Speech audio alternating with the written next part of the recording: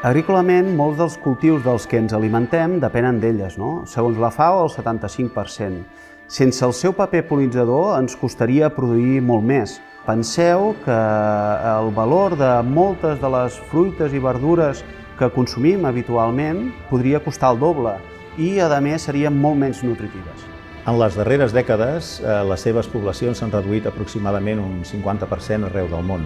Si aquestes xifres continuen a la baixa, això afectarà els ecosistemes locals, la biodiversitat de la terra i l'alimentació del futur de manera molt important i fins i tot irreversible.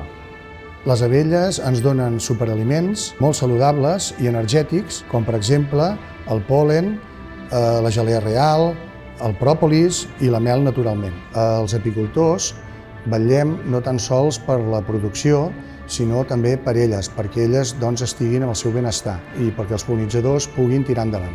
Les abelles en particular i els pol·linitzadors en general necessiten els paisatges en mosaic, on hi hagi una diversitat cultivada i uns marges ben preservats, on trobin flora herbense de la que alimentar-se i llocs on poder fer els nius.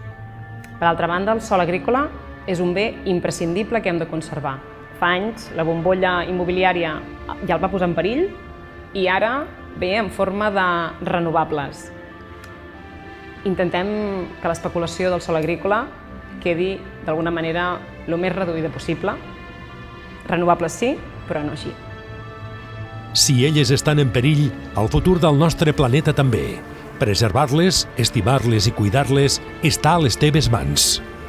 El dia 20 de maig, Dia Mundial de les Abelles, planta una flor autòctona al teu jardí o balcó i contribueix a salvar la biodiversitat del teu planeta. Una acció individual per contribuir a un objectiu comú, protegir-les. Com elles, cooperem, en plural. Tu també ets responsable.